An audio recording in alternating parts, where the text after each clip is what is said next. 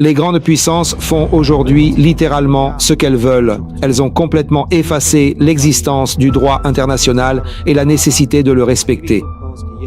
Malheureusement, l'ONU est à genoux et le Conseil de sécurité de l'ONU, sans réforme et sans un renforcement conséquent de ses compétences, est totalement impuissant. Nous regardons simplement, incrédules, comment des unités militaires d'élite américaine enlèvent le président d'un pays souverain, le Venezuela. Et comment les États-Unis annoncent qu'ils vont diriger l'ensemble du Venezuela, qui compte 30 millions d'habitants. Cependant, je dois reconnaître une chose au président américain Donald Trump. Et il n'a pas justifié sa décision de manière fallacieuse par le besoin de répandre la démocratie ou de protéger les droits de l'homme, comme l'aurait fait l'administration Biden ou n'importe quel président précédent. L'attaque militaire contre l'Irak avait la même motivation chez les responsables américains de l'époque. Cependant, ils n'ont pas eu le courage d'admettre ouvertement qu'il s'agissait de prendre le contrôle du pétrole irakien, mais ont plutôt diffusé des absurdités sur des armes de destruction massive ou sur des liens entre le régime irakien et des structures terroristes, ce qui n'a jamais été confirmé.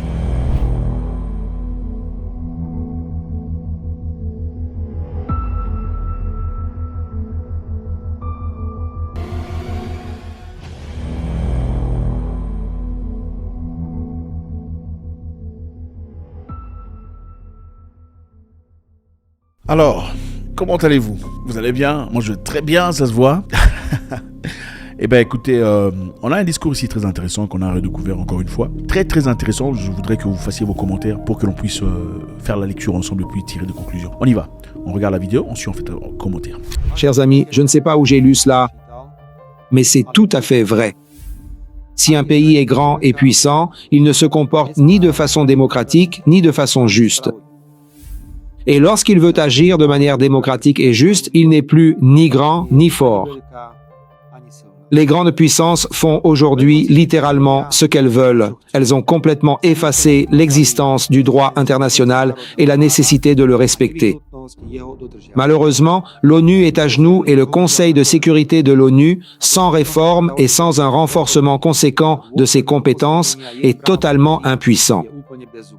Dans un petit pays comme la Slovaquie, nous ne pouvons rien faire.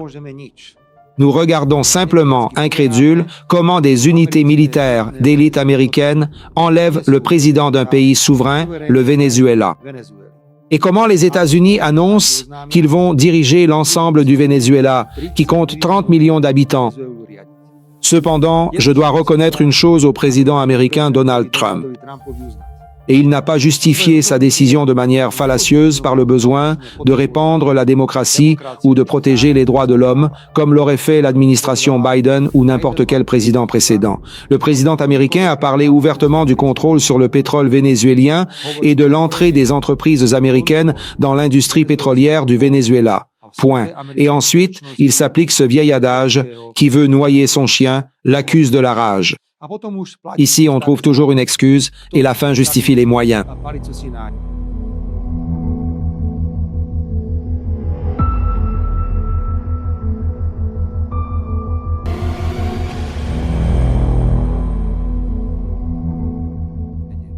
L'attaque militaire contre l'Irak avait la même motivation chez les responsables américains de l'époque. Cependant, ils n'ont pas eu le courage d'admettre ouvertement qu'il s'agissait de prendre le contrôle du pétrole irakien, mais ont plutôt diffusé des absurdités sur des armes de destruction massive ou sur des liens entre le régime irakien et des structures terroristes, ce qui n'a jamais été confirmé. À l'époque, en plus des déclarations obligatoires, j'ai pu, en tant que Premier ministre, faire aussi quelque chose de symbolique.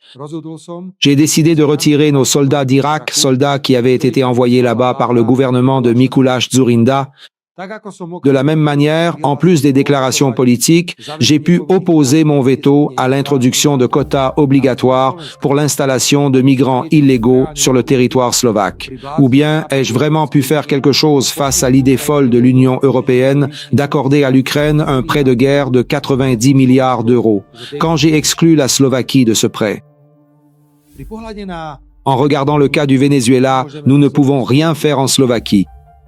C'est peut-être aussi la raison pour laquelle, hier, plusieurs personnes en Slovaquie m'ont averti que nous devrions être prudents dans notre critique de l'attaque américaine et de l'enlèvement du président du Venezuela. Après tout, vous connaissez les grands et les politiciens qui changent de camp. Il ne faudrait pas que cela nous porte préjudice. Ne nous mêlons pas de ce qui ne nous concerne pas. Ne prenons pas de risques pour les autres. Il est vrai qu'un accord intergouvernemental de coopération entre les États-Unis et la Slovaquie dans le domaine nucléaire est prêt à être signé, ce qui nous tient à cœur car nous souhaitons construire un tout nouveau bloc nucléaire à Jaslovské Bohunice. Cependant, j'aurais l'air ridicule et peu crédible si, après le retrait des soldats d'Irak, après avoir opposé mon veto aux quotas obligatoires, après avoir refusé le prêt de guerre à l'Ukraine et répété à plusieurs reprises que l'utilisation de la force militaire russe en Ukraine constitue une violation du droit international, je garderai intentionnellement le silence dans le cas du Venezuela. Même si nous ne pouvons rien faire, même symboliquement, et que je ne ferai pas de choses embarrassantes, je dois condamner et rejeter sans équivoque cette nouvelle aventure pétrolière américaine. Même si cela signifie que ma position claire et cohérente pourrait, pendant un certain temps, détériorer politiquement les relations entre la Slovaquie et les États-Unis. Pour moi, il n'y a pas d'alternative ici. Si le président américain a ouvertement nommé ce qu'il recherche au Venezuela, alors en tant que Premier ministre d'un pays souverain respectant le droit international, j'ai le devoir d'exprimer ouvertement mon opinion. Je n'ai pas envie aujourd'hui de m'occuper des agissements de l'opposition slovaque menée par le Slovaquie obéissante, selon laquelle le président enlevé du Venezuela souverain ne manquera à personne. C'est exactement la même opposition.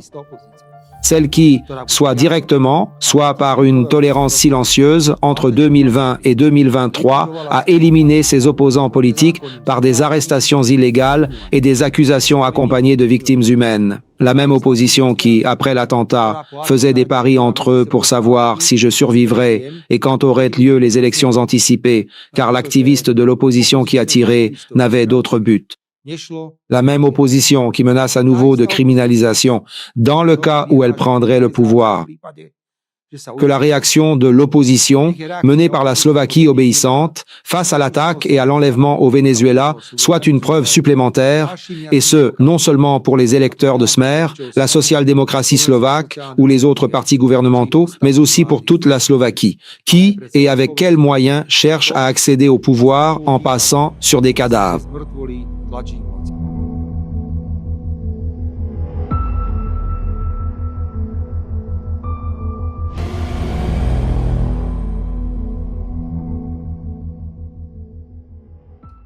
Chers amis, la Slovaquie ne peut rien faire, à part prendre des positions claires pour remédier à cette grave violation du droit international.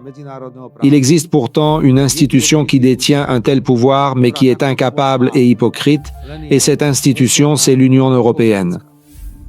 L'Union européenne compte un nombre d'habitants nettement supérieur à celui des États-Unis. Elle est économiquement extrêmement puissante. Si elle utilisait correctement ce potentiel, sa voix serait très forte et conduirait souvent, pas toujours, mais souvent, à la correction des graves violations du droit international. Des positions fermes de l'Union pourraient même avoir un fort effet préventif et dissuader ceux qui seraient tentés de se lancer dans des aventures sur la scène internationale. Depuis de nombreuses années, je plaide pour que l'Union ait sa propre politique étrangère, qu'elle s'affranchisse de l'influence totale des États-Unis afin que les relations entre les États-Unis et l'Union européenne ne soient pas des relations de supériorité et de subordination, mais une coopération mutuellement avantageuse. Depuis le début du conflit en Ukraine, j'attire l'attention sur la politique d'une seule opinion politique correcte, où toute déviation du récit bruxellois est sévèrement réprimée politiquement. L'Union européenne a la possibilité de briser le principe que j'ai mentionné au début. Elle peut être grande, elle peut être forte, tout en étant réellement démocratique et juste. Mais aujourd'hui, l'Union ne répond pas à ces critères à cause de ses propres erreurs. Nous détruisons notre propre industrie avec des objectifs climatiques insensés. Les intérêts nationaux des grands États membres de l'Union dominent sur les intérêts de toute l'institution. Nous ne savons pas tolérer une politique nationale souveraine, un avis souverain différent. Si, dans un pays, celui qui n'aurait pas dû gagner les élections l'emporte, un mécanisme de remise en question des résultats électoraux se déclenche immédiatement. Il est tout à fait normal que nous ayons un double standard envers les pays. Ils s'intéressent sincèrement à l'adhésion à l'Union. Regardons ce qu'ils font avec la Serbie, c'est déjà irrespectueux. Dans la politique étrangère de l'Union européenne, seule la haine et la faiblesse dominent. Envers la Russie, qui suscite dans les institutions de l'Union européenne une haine incroyable et incompréhensible, l'Union européenne est capable d'aller jusqu'au bord du gouffre dans ses positions anti-russes. Avec le prêt de guerre approuvé, cela fait aujourd'hui déjà 280 milliards d'euros que l'Union a dépensé pour soutenir l'Ukraine dans la guerre contre la Russie. Des paquets de sanctions, le gel des avoirs russes, je ne sais même plus tout ce qui a pu naître dans l'esprit des fonctionnaires bruxellois au nom de la haine envers la Russie. Bien sûr, ils ne sont pas tombés de la Lune, mais ils représentent des pays spécifiques. Pourtant, lorsqu'il s'agit d'agir fermement et de réagir à une situation humanitaire inacceptable à Gaza, nous ne sommes même pas capables d'adopter une position commune, encore moins de prendre une mesure concrète. Mais si, en Slovaquie, nous adoptons souverainement au Parlement une modification de la Constitution selon laquelle nous ne reconnaissons que deux sexes, l'homme et la femme, la Commission européenne engage immédiatement une procédure spéciale contre la Slovaquie. Il en va de même pour la réaction de l'Union européenne face au Venezuela, simplement pour éviter que le président des États-Unis, Donald Trump, ne se fâche contre nous, comme si nous ne savions pas déjà depuis longtemps que le président Trump ne reconnaît pas l'Union européenne comme un tout et préfère les relations bilatérales avec les différents États membres. La nomination de l'ancienne première ministre estonienne au poste de soi-disant ministre européenne des Affaires étrangères s'inscrit également dans cette logique. Avec tout le respect que je dois à mon ancienne collègue du Conseil européen, je dois dire ouvertement qu'en ces temps, l'Union européenne aurait besoin d'un autre vétéran aguerri, jouissant d'un respect suffisant.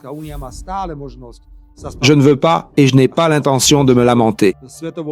L'Union européenne a encore la possibilité de se ressaisir et de devenir une véritable puissance mondiale, démocratique et juste, car l'Union européenne est notre espace vital dans sa politique pratique.